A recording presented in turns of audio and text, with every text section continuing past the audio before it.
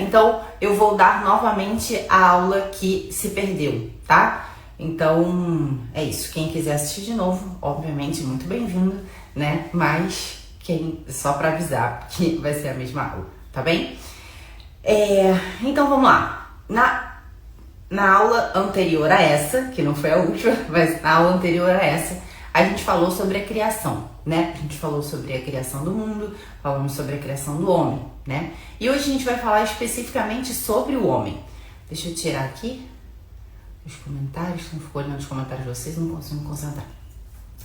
A gente vai falar especificamente sobre a criação do homem, né? A gente falou na aula anterior que o homem é o cume da criação, né? Então não há comparação entre todas as coisas criadas e o homem, né? Então o homem é o ser que foi criado à imagem e semelhança de Deus. Ele é o único ser que consegue de fato se relacionar com ele, né? Por mais que a gente ame os animais, os animais não conseguem se relacionar com Deus como nós nos relacionamos, né? E não foram feitos à imagem e semelhança de Deus como nós fomos criados. Então, a dignidade de um animal e de um ser humano é diversa, né? É diferente. O ser humano tem muito mais dignidade do que os animais. Mas muita gente que ama os animais fala, nossa senhora, mas às vezes parece que os animais são mais bondosos do que o homem, né? Então talvez essa aula explique um pouquinho por que acontece isso, por que muitas vezes a gente olha para o homem que a gente, né, deveria não, tem uma alta dignidade, que é feito à imagem e semelhança de Deus, e por que a gente vê nele tanta maldade, tantas mais inclinações, né, tanto sofrimento? O que acontece, né? O que acontece no ser humano, ele dentro dele mesmo, ele se relacionando com os outros, ele se relacionando com a criação. Então a gente vai falar um pouco da onde veio isso e por que isso acontece, e se foi Deus quem criou o homem dessa maneira, se Deus criou o homem à sua imagem e semelhança, né? E a gente olha no homem, a sua maldade, as suas más inclinações, coisas que trazem sentimentos muitas vezes tão ruins de escolhas que os homens fazem, né? Muitas vezes a gente não consegue olhar essa imagem e semelhança de Deus no homem. A gente olha para ele e fala, nossa, eu não consigo ver esse Deus que é amor, que é bondade, né? Que é onipotente, que é onipresente no homem. Como pode o homem ser imagem e semelhança de Deus, né? Então na nossa aula hoje a gente vai falar um pouco disso, né? Então, como a gente falou na aula anterior, tudo o que Deus faz é bom. Deus é bom. Não há um Deus bom que criou coisas boas e um Deus mau que criou coisas más, né? As coisas más que existem no homem são consequência do uso inadequado da liberdade do homem, né? Da liberdade dos anjos, que a gente vai ver um pouquinho, e da liberdade do homem, né? Então, Deus criou o homem bom, né? Então, isso que ensina a Igreja Católica. A Igreja Católica ensina que o homem foi criado bom. Ele não foi criado corrompido. Ele não foi criado com más inclinações. Ele não foi criado defeituoso. Ele, como criatura de um Deus que é todo-poderoso, onipresente, onisciente, um Deus que é amor, que é sabedoria, que é bondade, só poderia criar algo bom. E foi assim que ele criou o homem. Ele criou o homem bom. Ele criou tudo e viu que era muito bom. E quando ele criou o homem, ele criou tudo e viu que era bom. E quando ele criou o homem, ele viu que era muito bom, né? Então ele criou o homem à sua imagem e semelhança, né? Então, quando Deus criou o homem, ele criou o homem e, além disso, ele criou a amizade que ele criou, né? Ele criou esse vínculo de amizade do homem com Deus. Então, quando o homem foi criado, ele não foi criado simplesmente com a sua natureza humana e depois Deus deu a sua amizade, fez a sua aliança com ele, né? Tudo aconteceu ao mesmo tempo. Deus criou o homem e ao mesmo tempo que ele foi criado, já houve um vínculo de amor entre o homem e Deus, né? Então, quando o homem foi criado, ele foi criado em harmonia consigo mesmo e com a criação. Então, corpo e alma, que é do que é composto o homem, eles estavam em completa harmonia, né? E eles estavam em completa harmonia com ele mesmo e com toda a criação. Havia harmonia entre o homem e a mulher. Não havia feminismo, não havia machismo, não havia o desejo de um e outro querer ser maior do que um e outro, de que um e outro querer submeter um ao outro, né? De um e outro querer ser maior, ter maior dignidade. Não, o homem e a mulher foram criados com a mesma dignidade, têm a mesma dignidade e viviam em completa harmonia entre si, e não só entre si, mas com toda a criação, né? Com todos os seres criados. Então, Deus constituiu o homem em estado de santidade e justiça, ou seja, em estado de poder se relacionar com ele. Deus, ao criar o homem, já deu a ele a sua graça para que ele pudesse se relacionar com Deus. Então, deu ao homem a sua graça, a graça de Deus, para que ele pudesse se relacionar com Deus. E o constituiu em estado de justiça, ou seja, em estado de que ele desse a cada coisa aquilo que é devido, né? Desse à criação aquilo que é devido, desse ao seu espírito que é devido, desse ao corpo que é devido. Havia uma harmonia entre o homem e toda a criação, né? Então, foi assim que Deus criou o homem, foi assim que Deus pensou o homem, né? Então, o homem, quando ele foi criado, não somente ele não foi criado corrompido, ele não foi criado com más inclinações, quanto ele foi criado bom e ele já foi criado com a graça de Deus, né? Então, lá na criação, né, quando Deus criou o homem tinha, que a gente vai falar um pouco na frente, não só os dons naturais, aqueles próprios da natureza humana, que fazem dele homem, mas ele tinha mais 2 dons. Ele tinha os dons préternaturais, ou seja, o homem não morria, o homem não adoecia e o homem não sofria, né? Então, assim que Deus criou o homem, assim que Deus pensou o homem, e além disso ele deu o dom sobrenatural, ou seja, ele deu a graça ao homem para que ele pudesse se relacionar com ele, né? Então, tem lá no Gênesis, a gente escuta que Deus falou o homem para que ele dominasse toda a criação, né? E esse domínio de toda a criação começava pelo domínio de si próprio. Então, para que a gente possa dominar a criação, dominar o mundo, estar em equilíbrio com o mundo, né? Agir junto com Deus para que a gente possa desenvolver o mundo e sermos de fato co-criadores com Deus, no sentido de que Deus criou as coisas e deu ao homem a possibilidade de desenvolver o mundo com a sua inteligência, com a sua vontade, né? Com todas as suas potências, com todas as suas paixões. Isso tudo ordenado de maneira correta faz com que o mundo seja cada vez mais bom, cada vez mais orientado para a felicidade, orientado para a bondade, para dar glória a Deus, né? Só que com a queda, que a gente vai falar, né, aconteceu esse desequilíbrio do homem primeiro com ele mesmo. E já que há esse desequilíbrio com ele mesmo, há o equilíbrio com a criação. Então, acaba que, por conta desse desequilíbrio, que a gente vai falar um pouco isso, que começou a entrar no mundo a concupiscência dos olhos, né, a soberba da vida e a concupiscência da carne, a gente começou a olhar para as coisas, para nós mesmos. O nosso corpo começou a dominar mais do que o espírito passou a não conseguir dominar o homem, a gente começou a olhar para as coisas criadas para o nosso próprio bem e a gente começou a olhar tudo com a soberba da vida, ou seja, eu sou necessário por mim mesmo, eu não preciso de mais nada para ser feliz, eu não preciso de mais nada para atingir o meu supremo bem, né? Então isso que causou a queda no homem, né? Então isso, havia essa harmonia. E uma coisa interessante que antes da queda, antes do pecado original, que vai ser o que a gente vai falar hoje, tá lá dizendo que Deus criou o homem ut operaretur.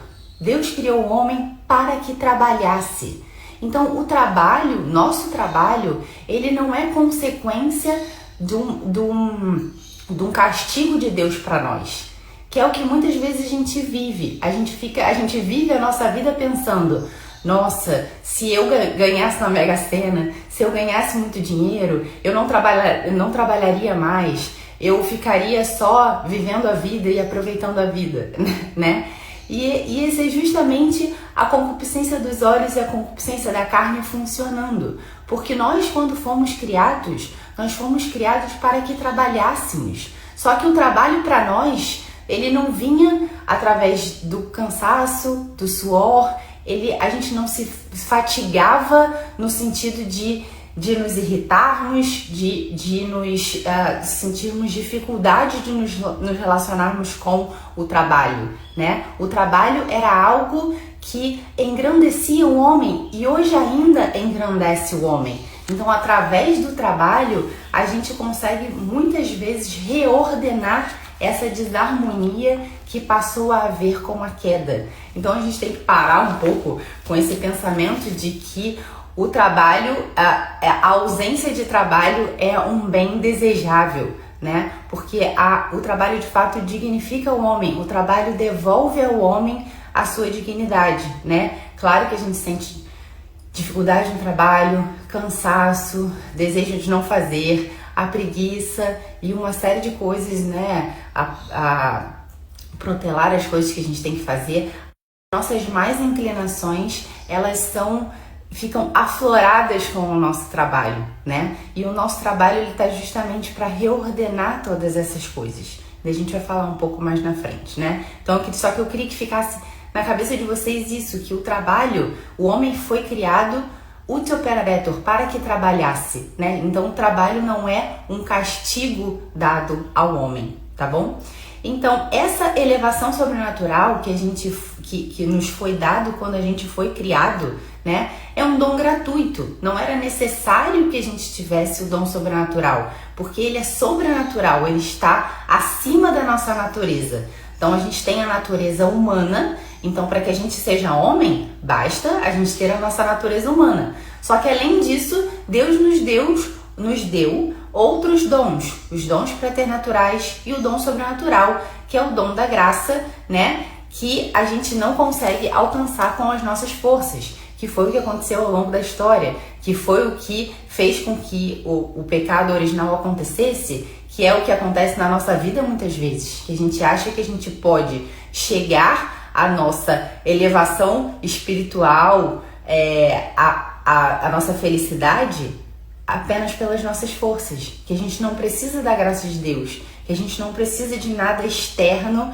para que a gente possa ser de fato o homem, né? Que a gente não precisa desse dom sobrenatural, que apenas com as nossas forças a gente consegue, né? E esse relacionarmos com Deus, essa elevação para a qual a gente foi chamado desde o início e que isso está inscrito no nosso coração. No nosso coração está inscrito a chamada para coisas muito grandes. E é por isso que muitas coisas nos enchem os olhos, porque a gente foi chamado a coisas grandes. Quando a gente foi criado livre. E a gente foi criado para que a gente pudesse usar a nossa liberdade para o nosso próprio bem, para que a gente pudesse dar glória a Deus e se relacionar com o divino, né? Então a gente é chamado a isso, a nos relacionarmos com o divino. E esse comichão que a gente tem, né? E que acontece e que está presente ao longo de toda a história, e é por isso que existe a religiosidade. Então o homem está sempre em busca de algo a mais, de algo que preencha o sentido da sua vida, que preencha o sentido da sua existência, que dê orientação a todas as coisas que ele faz, que dê orientação ao seu trabalho, que dê orientação à sua família, que dê orientação aos seus mais nobres desejos. E é justamente isso que está presente em todo homem, né? E quando o homem não tem isso, ele fala, bem, falta alguma coisa. Tem alguma coisa que me falta e eu não sei exatamente o que é. E é isso que o homem procura o tempo inteiro. E é justamente disso que se vale as tentações, para que a gente possa cair nelas. Porque isso tá dentro de nós e a gente está à procura disso o tempo inteiro. E a gente acaba procurando em coisas erradas, preencher esse vazio, preencher esse desejo que está no nosso coração, que é o desejo de fato, no fim a gente sabe, que é o desejo de nos relacionarmos com o divino, né? Que a gente recebeu esse dom da graça sobrenatural já no início. Então a gente no início estava totalmente preenchido com tudo isso, né? Não nos faltava nada, né? Então o que acontece, por isso que a gente diz nessa aula que a gente vai dar aula sobre a queda, porque a gente estava num estado sobrenatural, ou seja, além da nossa natureza. E com a queda a gente perde o sobrenatural e a gente cai para a nossa natureza humana novamente, sem ter o sobrenatural. Então, quando a gente não tem a graça de Deus, quando a gente não pode se relacionar com Ele, a gente saiu da possibilidade do sobrenatural, a gente caiu de nível, a gente passou a ter somente a natureza humana.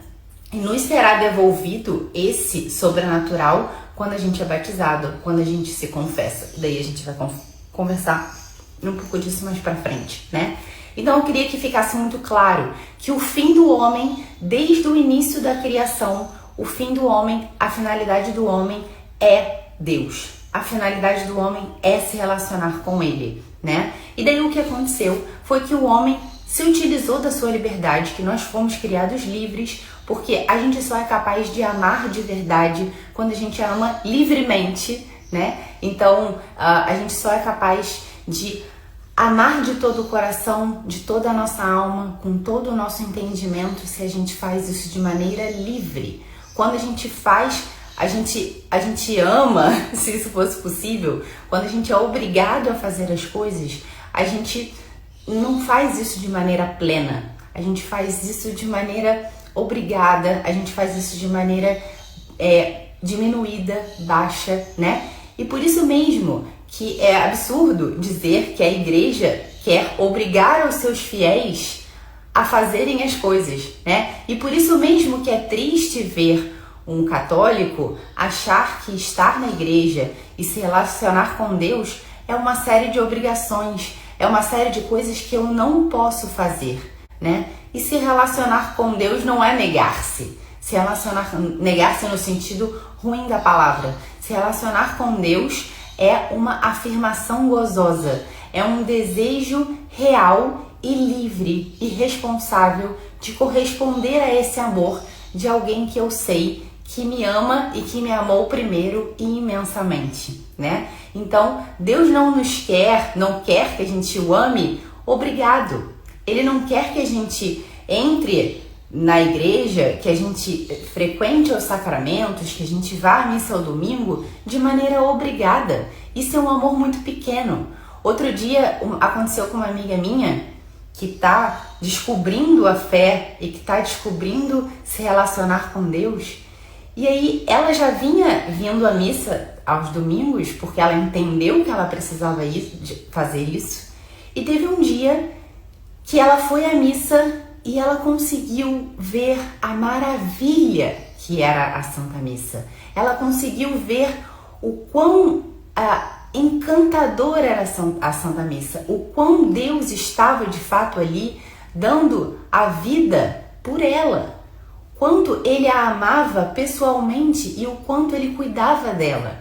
E ela me mandou uma mensagem, ela falou: nossa, eu tô encantada, eu tô assim realmente querendo ir à missa porque eu quero. Agora, a primeira vez que isso está acontecendo, que eu vou à missa porque eu quero estar lá.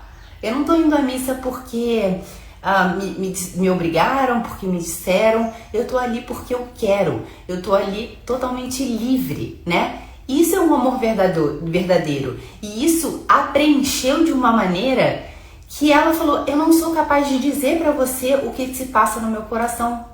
Eu não sou capaz de dizer para você o quão eu estou agradecida por todas essas coisas estarem acontecendo na minha vida, que eu achei que eu nunca fosse ser capaz. E muitas vezes esse desejo, esse encantamento tira lágrimas das pessoas, Porque de fato a gente se emociona. A gente se emociona com o sobrenatural. A gente se emociona ao tocar em coisas que a nossa natureza não é capaz de chegar sozinha, né?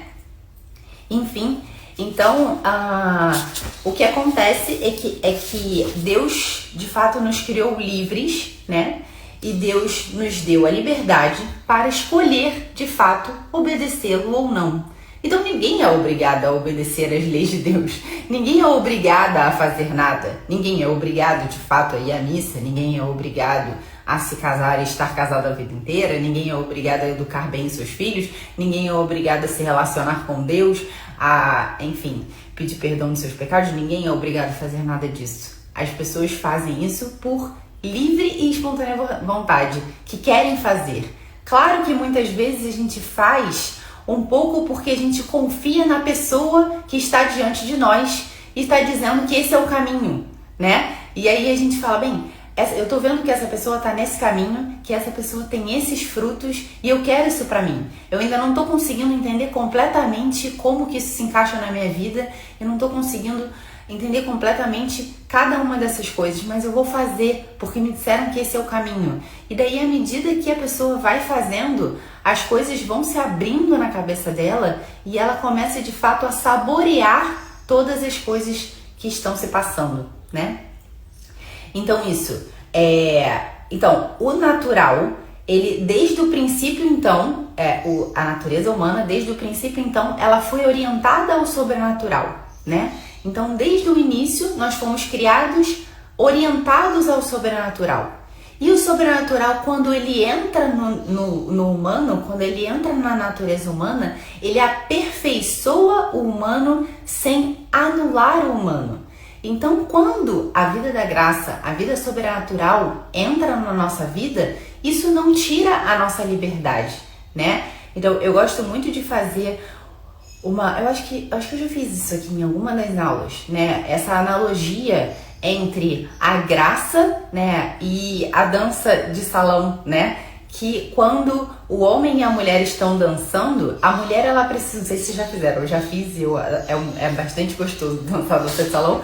E quando a mulher ela precisa saber os passos da dança de salão, mas quem orienta a dança, cada um dos passos que será feito um após o outro, é o homem com a sua condução, né? Então mais ou menos assim funciona a graça sobrenatural. A gente precisa estar humanamente disposto. A nossa natureza humana ela precisa estar saudável. Ela precisa estar tentando agir de acordo com o que a graça deseja, de acordo com o que Deus espera de nós. E daí a graça vai orientando, e não só orientando, mas potencializando tudo aquilo que humanamente a gente não conseguiria. E por isso muitas vezes a gente vê uma pessoa que vive na vida da graça, vive na vida do sobrenatural, né? E a gente fala, nossa, como essa pessoa é capaz de fazer essas coisas, né? Como ela é capaz de agir dessa maneira, com essa grandeza de coração? Justamente porque o humano está sendo aperfeiçoado pelo sobrenatural, né? E aí a gente começa a ver coisas que humanamente seriam impossíveis, né? Então quando a gente vê pessoas no campo de concentração diante de todas aquelas atrocidades que estão acontecendo e consegue se manter com fé, com esperança, com o coração humanamente saudável, conseguem perdoar pessoas que fizeram tanto mal a cada uma delas, né? Que enfim, outro dia eu estava vendo a história de uma santa que, nossa, ela foi, enfim, violentada das mais diversas formas. E quando ela conheceu a Cristo, ela foi capaz de perdoar aquelas pessoas por todo o mal que elas fizeram. E a gente fala, bem, humanamente isso não é possível, né? É necessário uma grandeza de coração tal que a gente não consegue ver isso nos seres humanos, né? É algo, de fato, além da nossa natureza, sobrenatural, que está além da nossa natureza e que ganha potências, né? Potencializa tudo aquilo que a gente tem de germe, de bondade no nosso coração, né? Então eu falei, né, dos dons naturais que a gente tinha, os preternaturais e os sobrenaturais, né? Então esses dons preternaturais, que, como eu falei, né, o dom da imortalidade, o dom da impassibilidade, ou seja, a isenção da dor, e o domínio da concupiscência, ou seja, a integridade, né? Ou seja, a gente conseguir dominar a concupiscência dos olhos, a concupiscência da carne e a soberba da vida, né?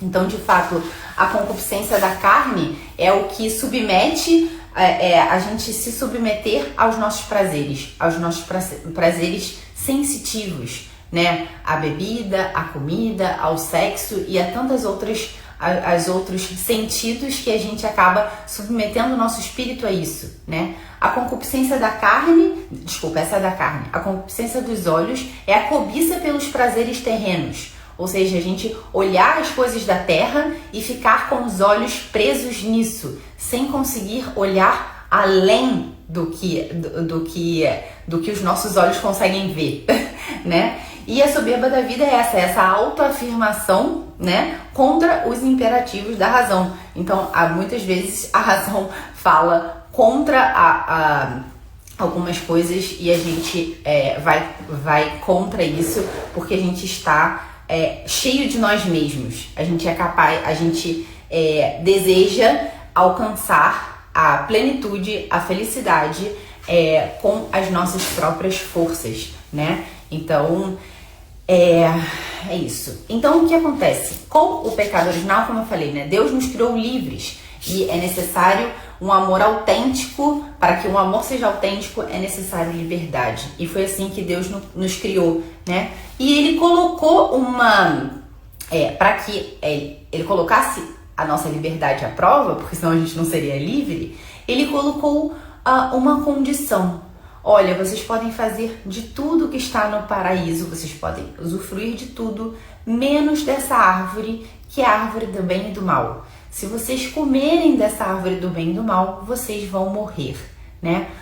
Samia, de fato existiu Adão e Eva com esses nomes, né? De fato, foi uma árvore mesmo, foi uma maçã, foi uma serpente. Bem, isso tudo é uma coisa simbólica do Gênesis, que não importa se necessariamente foi assim, mas ele conta uma história de fato que foi uma história real. Aconteceu de fato esse momento em que o homem e a mulher foram criados, e eles foram criados em harmonia, e eles foram criados em santidade e justiça, e eles foram criados em harmonia com Deus, com eles mesmos e com a criação. Isso tudo era assim. Em um determinado momento isso deixou de ser, né? Se foi com essa alegoria que explica o Gênesis, não importa se foi assim ou não, né? O que importa é que isso de fato foi algo, um fato histórico que de fato aconteceu e que teve um momento em que teve essa inclinação,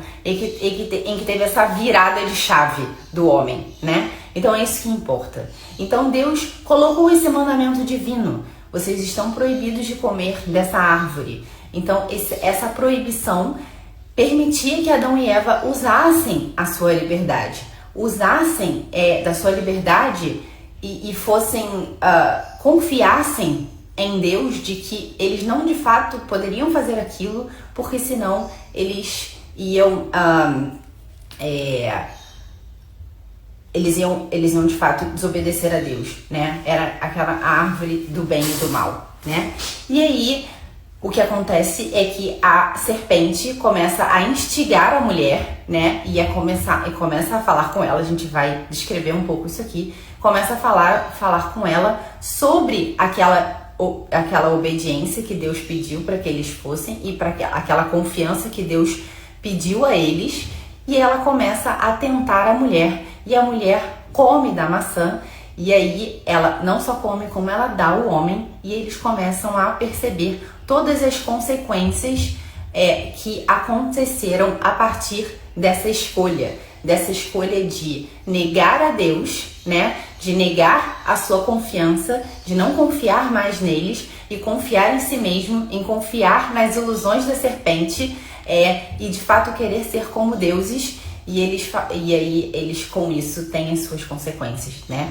E tem a consequência do castigo divino, de serem expulsos do paraíso e perdem os dons sobrenaturais e os dons preternaturais, e passa a entrar no mundo o sofrimento e a morte, né? Então eles preferem a si mesmos, né, em detrimento da obediência a Deus e a harmonia com a criação e com eles mesmos para de existir, né?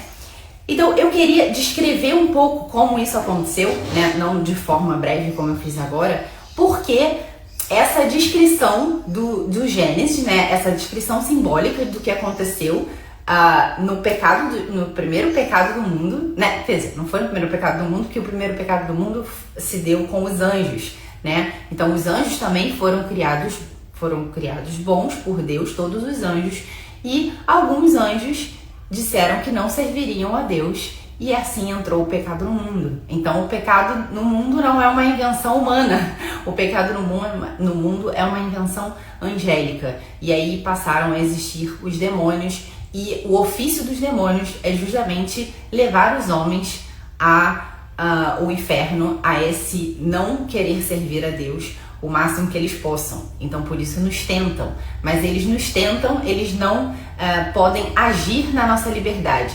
Eles podem nos ludibriar, nos enganar, eles podem tudo isso, e aí eles encontram em nós, como eu vou falar ali na frente, aquilo que eu falei no início da aula. Eles encontram em nós um desejo de felicidade que está inscrito no homem, um desejo de algo grande, e aí com a sua mentira a gente cai na deles, e daí a gente desobedece às leis divinas, que foi exatamente o que aconteceu no pecado original, né? Então, vou mais ou menos descrever, né? Então, diz lá o Gênesis que a serpente era o mais astuto dos animais, né?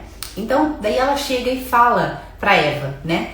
É verdade que Deus os proibiu de comer da árvore do bem e do mal? Então ela começa a instigar a Eva, né? É verdade que isso aconteceu? E daí, vamos perceber se isso não acontece na nossa vida, né? E daí vem as tentações, né? É verdade que Deus pediu para que você fosse feliz ao lado desse marido aí, que tá te fazendo tão mal, está te fazendo infeliz? É verdade que Deus proibiu você de aproveitar o seu domingo e ter que louvá-lo na missa? É verdade que Deus pediu que você fosse bondoso com aquelas pessoas que querem o seu mal? É verdade que Deus está pedindo para que você tenha uma vida entregue à educação dos seus filhos e que você pense na educação dos seus filhos mais neles e no seu marido do que em você mesma? É verdade que Deus proibiu que você tivesse um ato conjugal com uma pessoa que você ama imensamente, mesmo que você não seja casado? É verdade que Deus pediu para que você confessasse os seus pecados a um pecador, a um homem que é um sacerdote tão pecador quanto você?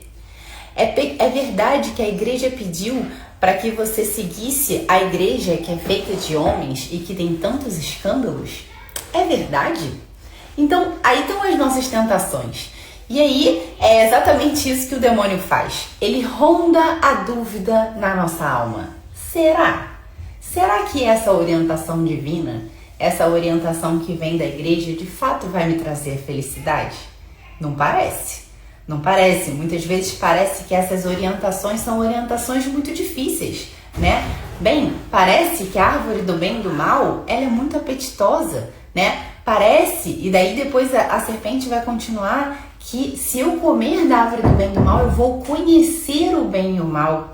Eu vou ser capaz de controlar a minha vida, né? E, enfim, a gente vai continuar, né?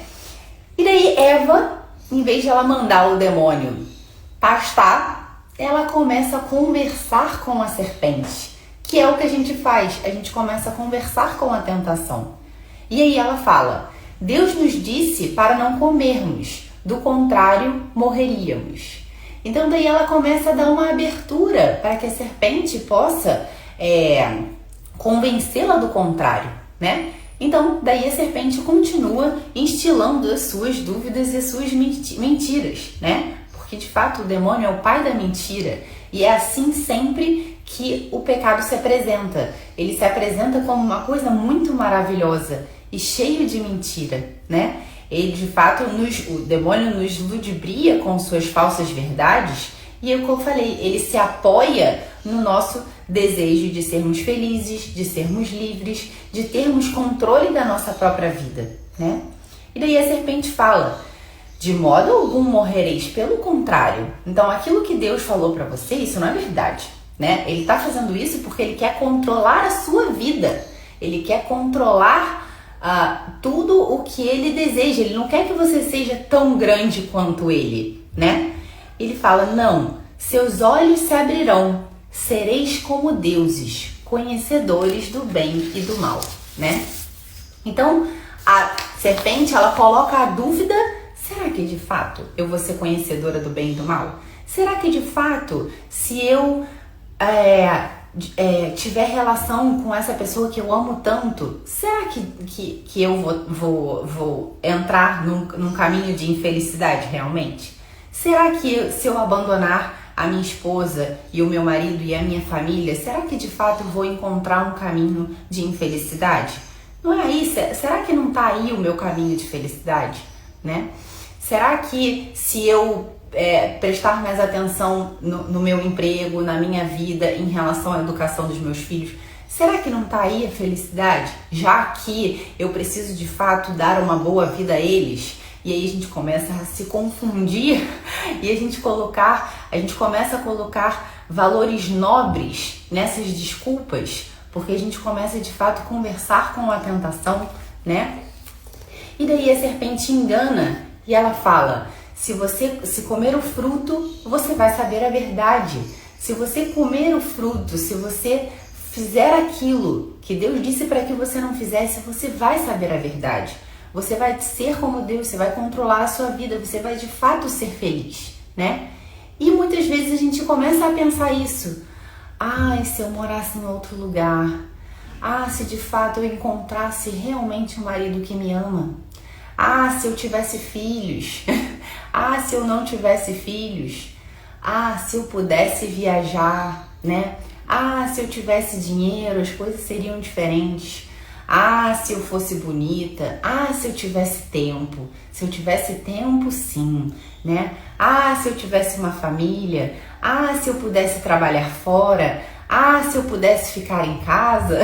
E a gente começa a conversar com a tentação. E o desejo nosso de felicidade a qualquer custo alimenta esse motor, né?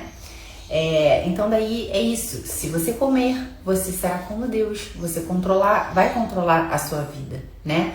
Então, de fato, a gente começa a achar que se a gente tiver coisas que não são a nossa circunstância, que não são a nossa realidade, aí sim a gente vai encontrar felicidade, né? A gente começa a procurar coisas que estão fora da nossa realidade, fora da nossa circunstância, né? Então, justamente a tentação é isso.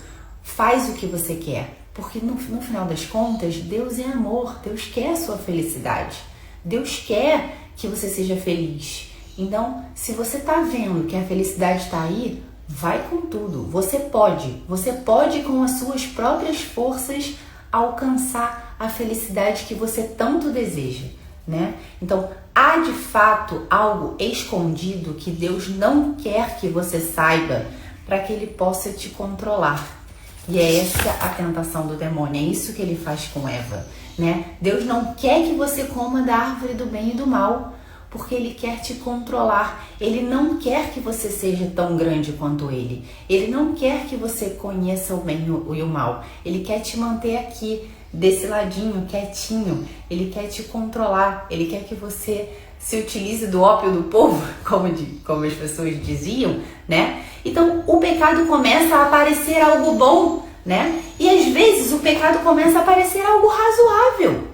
Nossa, né? Parece ser, às vezes o pecado parece ser a coisa sensata a ser feita, né? E muitas vezes agir de acordo com o nosso egoísmo, com aquilo que a gente acha que vai nos dar felicidade, parece o mais sensato, parece o mais ecológico, parece o mais humano, né? Parece que as orientações que dá a igreja, as orientações que dá Deus, parece que essas orientações, essas sim são desumanas. Essas sim não levam em consideração o meu amor, o meu sentimento, o meu desejo de felicidade. Essas sim querem amputar em mim aquilo de grande que eu posso ser. E a gente começa a relativizar as orientações divinas, né? Não deve ser bem assim, essas orientações estão sendo dadas por homens, esses homens que também são tão pecadores quanto eu. Isso, no final das contas, não está na Bíblia, né? Eu começo a interpretar a palavra de Deus e a Bíblia de acordo com o que eu quero. Porque no fim das contas a gente pode justificar o que a gente quiser com a Bíblia. A gente pode justificar qualquer coisa, né? E além disso, como eu estou confusa com os meus desejos, com o meu desejo de felicidade desenfreado, eu começo de fato a justificar a minha consciência. Eu começo a abafar a minha consciência. Aquilo que antes me parecia certo e errado começa a ter um valor relativo, porque o que passa a pesar mais é o meu desejo de felicidade. E é disso que se vale a nossa própria tentação, a tentação que o demônio faz a nós, é a tentação do mundo, né? E a gente esquece que Deus não nos chamou a uma vida fácil, Deus nos chamou a uma vida grande. Então Deus não nos chama a fazer aquilo que nos apetece simplesmente. A gente vai ver um pouco mais pra frente que nem sempre aquilo que me apetece é de fato o melhor para mim, justamente por conta do pecado original, né? E aí a gente começa a querer, enfim, agir de acordo com só os nossos sentimentos, e a gente esquece que por conta do pecado original, aquela harmonia que existia antes, ela não está mais presente. Não há mais harmonia entre corpo e alma, não há mais harmonia entre eu e a criação, né? Então, e aí começa que a mulher viu que era bom. Ela começou a olhar a beleza que estava por trás da mentira do demônio, né? Porque o pecado, ele sempre atrai pela sua beleza, porque senão a gente não faria, né? Enfim, o demônio não é bobo, né? Então a gente sempre cai porque a gente vê algo belo, a gente vê algo que parece de fato ser bom, algo que parece apetitoso, algo muitas vezes que parecem que são coisas de Deus, porque a gente vê notas de bondade, de felicidade, e aquilo parece divino, né? Então, por exemplo, quando eu começo a me relacionar com uma pessoa fora do casamento, aquilo sim parece felicidade. Aquilo sim tem beleza, aquilo sim tem notas de doçura, aquilo sim tem um açúcar, aquilo sim parece apetitoso. Isso sim é Deus. E daí é aqui que está a minha felicidade. E é aqui que eu quero, né? E é aqui que eu vou buscar. E a gente começa a justificar os nossos olhos. A gente começa a justificar os nossos sentidos, os nossos olhos. E aconteceu que Eva comeu da maçã e deu ao seu marido, que também comeu. Porque quando a gente peca, quando a gente cai, a gente não cai sozinho, né? Então muita gente, às vezes as pessoas falam: nossa, mas esse pecado é meu, eu não tenho nada a ver, as pessoas não têm nada a ver com a minha vida. Não é bem assim, né? Não é bem assim mesmo. Quando a gente peca e a gente não vai sozinho. Se a gente, tanto da mesma maneira que a gente não vai para o céu sozinho, a gente não vai para o inferno sozinho. A gente leva muita gente conosco, porque a gente passa a fazer o papel de demônio e a gente passa a tentar as pessoas com a nossa vida. E muitas vezes, quantas vezes vocês não viram isso? Nossa, parece que essas pessoas que têm uma vida errada, uma vida que não é orientada pelas coisas que Deus quer, parece que elas são felizes. E a gente se deixa levar pelas aparências, a gente se deixa levar pelo que essa pessoa está deixando se mostrar. Mas a gente não conhece de fato, porque o pecado nunca traz felicidade. É impossível trazer felicidade. E aí o que aconteceu é que os olhos de ambos se abriram, né? E eles repararam que estavam nus. Eles repararam que o vazio que estava no coração deles. Porque é justamente o que acontece quando a gente peca, quando a gente faz o que a gente não deve. A gente faz aquilo parece maravilhoso, aquilo parece bom, e daí quando a gente faz, a gente encontra o vazio no coração. Porque quando a gente faz o bem, quando a gente faz aquilo que é certo, quando a gente faz aquilo que a gente deveria ter feito, né? Aquilo nos traz um bem, uma recompensa interna, algo que vem no nosso coração que ninguém pode tirar.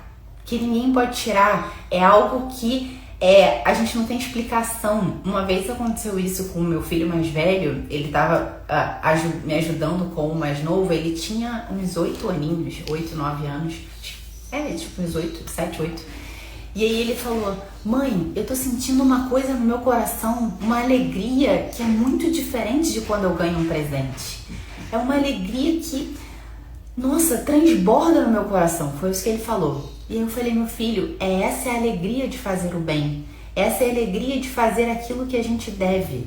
E muitas vezes as pessoas deixam de sentir essa alegria real, porque elas se deixam levar por recompensas externas. E elas começam a viver uma vida apenas baseadas em recompensas externas, que são alegrias fugazes, que são felicidades fugazes, que vêm e vão como o vento e não trazem uma alegria, uma felicidade real, né, e profunda e cheia de raízes, né? O que acontece é que quando de fato a gente faz o bem, aquilo... Não era isso que eu ia falar. Eu ia falar que quantas vezes vocês já não perceberam pessoas que estão em situações de dor, que perderam familiares, perderam seu filho, que estão doentes, e que você vê felicidade real nessas pessoas. E aí você olha e fala: da onde ela está encontrando felicidade? Como eu consigo ver uma felicidade real dentro de tamanho sofrimento? É isso que eu falava do sobrenatural. Porque essas pessoas têm uma visão de que as coisas humanas, como eu falo aqui, elas têm valor de eternidade. Elas não olham com essa soberba da vida, com a concupiscência dos olhos. Elas olham para os bens eternos. Elas olham apontando para o céu, que é de fato aquilo que Deus pensou para nós no início, que é viver uma vida que aponta para o céu, que aponta para as coisas do alto, né?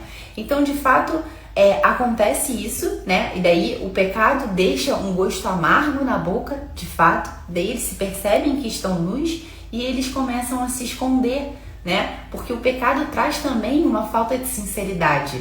E muitas vezes a nossa dificuldade de nos confessarmos, por exemplo, da gente pedir desculpas, né? Porque a gente começa a se desculpar. A gente coloca a culpa não nas nossas escolhas. Não, bem, eu vi e eu fui e fiz porque eu quis. A gente começa a colocar a culpa no social, a gente começa a colocar a culpa nas circunstâncias, a gente começa a colocar a culpa nas pessoas. E foi exatamente o que fez Eva. Ela falou, Adão colocou a culpa na Eva colocou a culpa na serpente. E é exatamente o que a gente faz com o nosso pecado.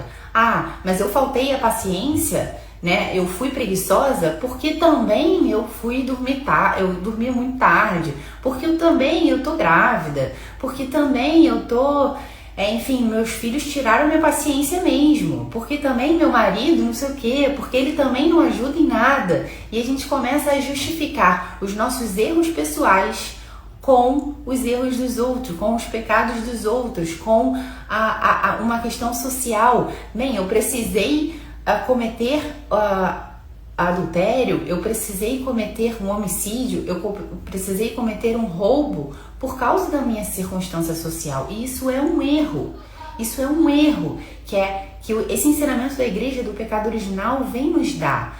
A gente é responsável pelas nossas atitudes. A gente é responsável pelas nossas escolhas. E a gente sempre é capaz de escolher fazer o bem, sempre, independente da circunstância, né? Então, isso é uma coisa que a gente precisa ensinar aos nossos filhos, né? Não é porque alguém nos fez um mal, não é porque alguém fez algo que eu vou precisar pagar na mesma moeda. Isso faz qualquer pessoa. Um filho de Deus não é assim que ele age, porque o pecado, ele é uma ofensa a nosso Senhor. E a gente nunca é obrigado a ofender a Cristo. Então, nenhuma pessoa, ela porque o meu marido é isso, aquilo, não sei o quê, então eu fui obrigada a cometer um adultério, né? Ou então, já que o meu marido faz isso tudo, eu tenho o álibi de fazer algo contra ele. Não é assim, né? Não é assim. A gente é responsável livremente pelos nossos atos e exatamente isso que o demônio quer, que a gente perca o sentido do pecado, perca o sentido da ofensa, porque se isso se perde o valor de Cristo ter morrido na cruz. Ele ter morrido na cruz, o sacrifício de Cristo ter morrido na cruz, ele ter pregado na cruz, que ali estava paga a nossa dívida que a gente tinha com Deus, isso tudo perde valor. Então a gente começa a não necessitar de Deus, a não necessitar da graça. E a gente começa a achar que a nossa própria natureza humana, ela se basta. E ela não se basta.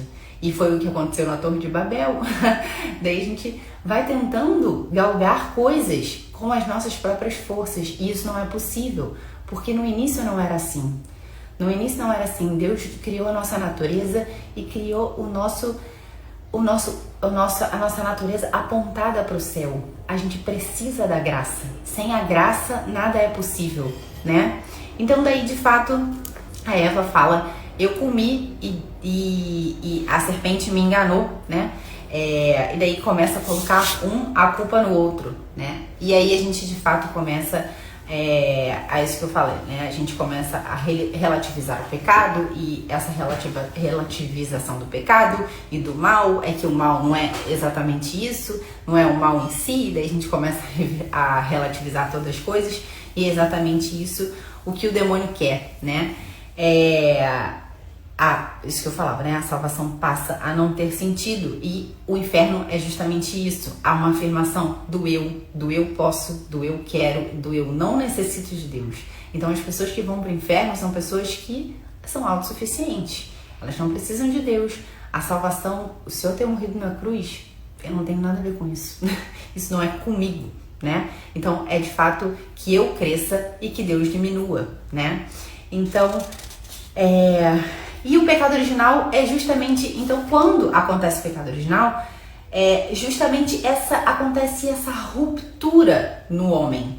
Ele começa e a gente vê isso na Sagrada Escritura, a gente começa a ver as consequências do pecado original, a ele pensar totalmente em si. Começa a aparecer, então, isso que a gente falava, né, da concupiscência da carne, a soberba, a gula, a inveja, a luxúria, a preguiça, todos os pecados capitais, e a nossa inclinação ao mal, ela passa a existir em nós, né? A gente passa a não ter mais essa harmonia que a gente tinha no início. Essa harmonia do início, ela se quebra. Tanto a harmonia conosco, quanto a harmonia com o nosso próximo, quanto a harmonia com a criação. Então, saber dessa realidade, que a gente não tem uma natureza pura, nem nós, nem os nossos filhos. Os nossos filhos, quando nascem, eles não têm uma natureza pura. Eles têm uma inclinação como nós. Eles não cometem pecado porque eles ainda não têm razão e consciência, mas a inclinação ao mal está lá. Basta a gente ver, basta a gente enxergar uma criança, basta a gente ver o quanto ela está voltada para ela mesma e que ela deseja preservar a ela mesma, né? E isso é próprio das crianças, isso é próprio de todos nós. Então, as consequências do pecado original, elas estão lá, né? Elas estão em todas nós. Basta a gente perceber que quantas vezes a gente quer fazer algo bom e a gente não consegue fazer. A gente muitas vezes quer evitar o mal e a gente não consegue fazer, né? Porque a gente tem uma inclinação para o mal. Só que a nossa natureza não está totalmente corrompida. Isso, a igreja não acredita nisso, que a nossa igreja, que a nossa natureza está totalmente corrompida, a nossa natureza está decaída, a gente está com uma dificuldade sim de ver o bem, a gente tem dificuldade sim de fazer o bem, a gente tem uma facilidade de se inclinar para o mal, a gente tem uma facilidade de voltarmos a nós mesmos, de sermos egoístas, de sermos invejosos, e isso não pode nos assustar, né? Isso é uma das consequências da gente saber dessa realidade do pecado original, né? Que essa realidade do pecado original, ela foi firmada num concílio, como sempre falo, né? Os concílios acontecem porque começam a haver coisas contrárias à fé, né? Então, por um lado, o que se tinha? Se dizia que a natureza humana é totalmente boa, que ela é muito boa e que ela foi criada, que ela não tem problemas nenhum e que esse naturalismo. Então vamos deixar que o homem haja porque tudo o que vem dele, de dentro dele, é bom, né? Então por um lado isso, e por um outro lado dizer que a nossa natureza é totalmente corrompida, que a gente não pode fazer nada por mérito próprio, que a nossa natureza está totalmente decaída. Gente, eu vou parar a live, pelo amor de Deus.